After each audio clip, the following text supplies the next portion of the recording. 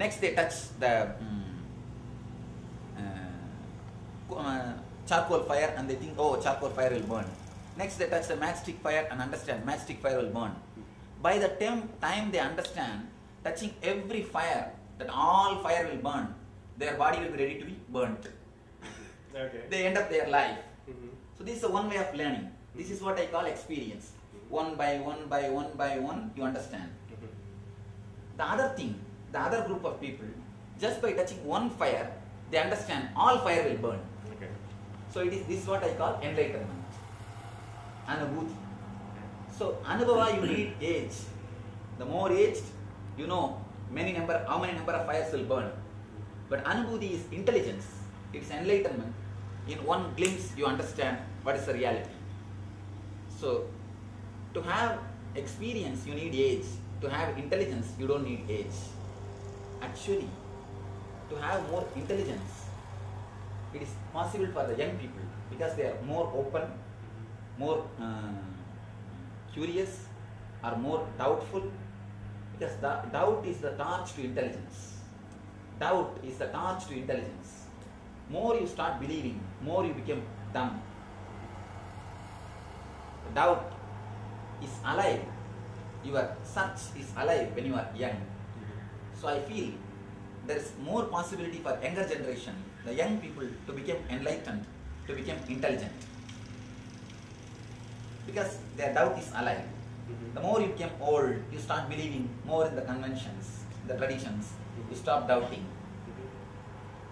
The more you doubt, more you become intelligent. In terms of awareness of enlightenment, is it something that's personal? Is it something that came from you, or is it something that others recognized in you? First thing, when experience happens, it happens only as a personal experience.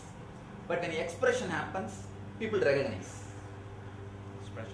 Expression happens means when the enlightenment happens, you start radiating love, bliss. You start radiating intelligence, wisdom. So naturally, the expression is recognized by the others. His presence itself gives a soothing effect, sort of a joy, sort of a relaxed mood, and it heals your psychological pains, emotional injuries, many times even the physical diseases. So, when the expression happens, people start recognizing. It is both. As an experience, it is totally personal. As an expression, anybody who comes near, they recognize.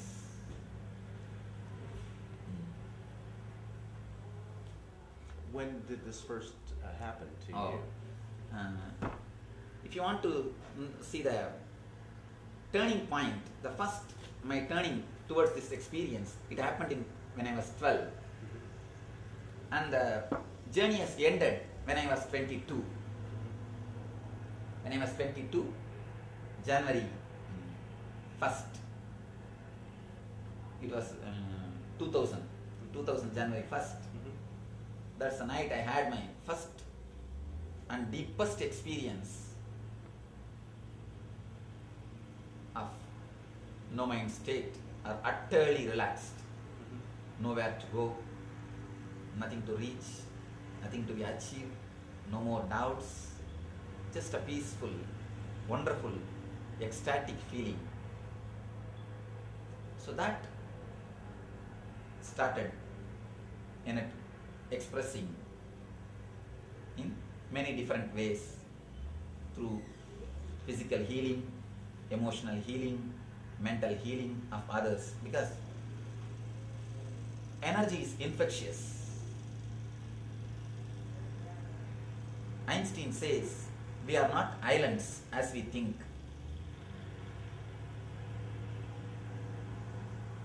Einstein very clearly proves there is nothing called matter exists in the planet Earth at all. Whatever exists is energy. If it is a grass energy, you call it matter. If it's a subtle matter, you call it energy.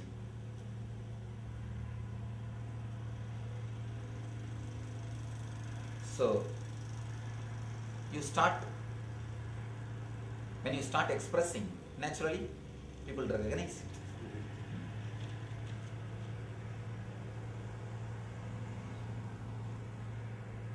what would be the barriers that would prevent people from recognizing? Or are there? Maybe total negative attitude is the only thing which can prevent people from recognizing. There are two things. Collecting arguments and giving judgment. Having judgment and collecting arguments for your judgment. If somebody is already prejudiced and he has got clear judgment and he doesn't want to change, he just wants some arguments to support his judgment, then he can't recognize. But if he is having a real doubt, the doubt of a scientist, when a hypothesis is presented, scientist has got his own doubt, but his doubt is open. His doubt is something like trying to experiment. When you have the doubt with which you want to experiment, you will always understand.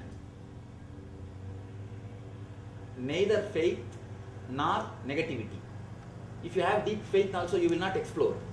You will have the negative approach also, you will not explore.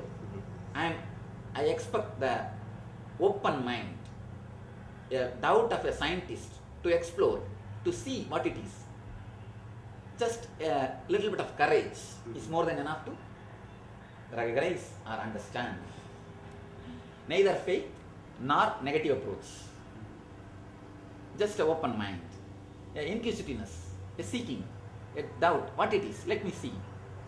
Let me just see. Let me have a little bit of courage to practice one or two techniques or play with one or two techniques. That's more than enough. Is there a constant in terms of once you have reached enlightenment, is there any jeopardy of falling back? from? No, there is no falling back, because the whatever can pull you back, everything gets burnt away. So there is no falling back. It is just a state or experience in which you are dissolving. So there is no question of falling back. It is just an eternal experience. Is enlightenment for one person the same as enlightenment for another person, even though it's achieved on a personal level? As an experience, it is one and the same.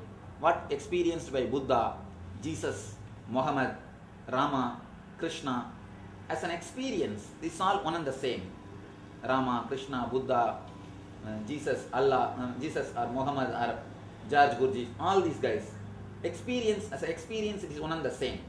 But as an expression, they express in a different way. Buddha expresses in more silent and meditative way.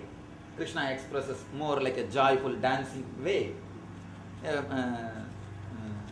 Jesus expresses in a way of discourses and in a way of teachings.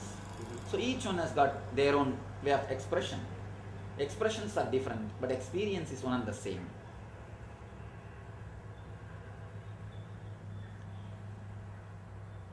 Is it more important, and that's kind of a value judgment, but is it more important to have the first awareness that you're trying to achieve enlightenment, or is it when you are at the point where you're close to actually achieving it? What do you, please pardon me? Okay. What do you think is the bigger turning point?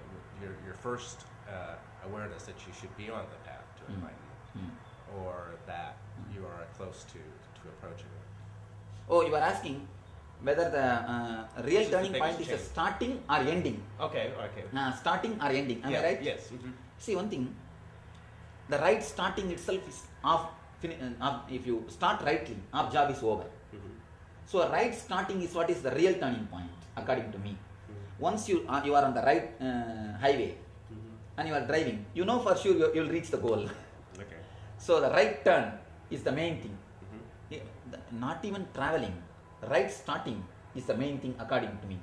Because the right starting itself shows that you are already on the move. You are already on the path.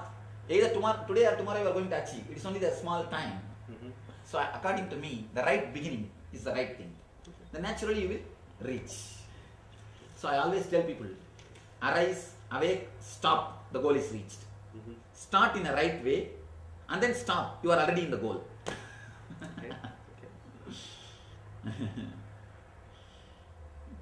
Is what are there signs that you would see from people who would be the first time comers to The your session? sign is, as far as the inner world concerned, they will experience such a deep fulfillment, such a deep overflowing feeling. They will feel the life is too much showering on them. They will feel such a deep ecstasy. This is the first experience with which they can verify whether they are on the right path. The expression will be love, compassion and bliss. So if a man takes on this path, two things will happen. He will start feeling deep bliss and he will start radiating the same bliss.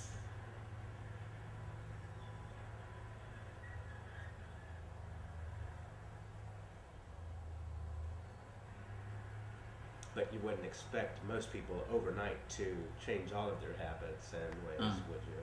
One thing, a small understanding, overnight is too much to change the habits.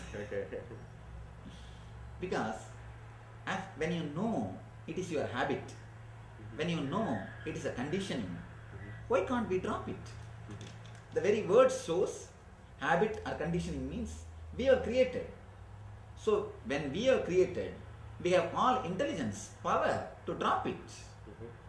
When you say the part which you are holding in your hand is hot and it is burning you, why can't you drop it?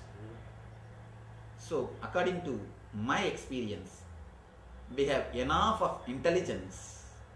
In India, they use a sort of a net or a trap to catch the monkeys. It will be nothing. There will be a rope. In the end of the rope, the sweet will be tied. The monkey catches that sweet. The moment it catches the sweet, the hunter will start pulling the rope. If the monkey lets go the sweet, immediately it will escape. It is free. Nobody is catching him. Nobody is binding him. But he will never let go the sweet. He will catch and try to escape. Catch and try to escape. By the time he catches and tries to escape, hunter will catch the monkey. So it is nobody who is keeping us in bondage. It is just our own desires which keeps us in bondage. We have freedom to be in bondage. It is out of our freedom we are in bondage. Just you let go, you are free. So according to me, overnight is too much time to go to transform or to experience the bliss.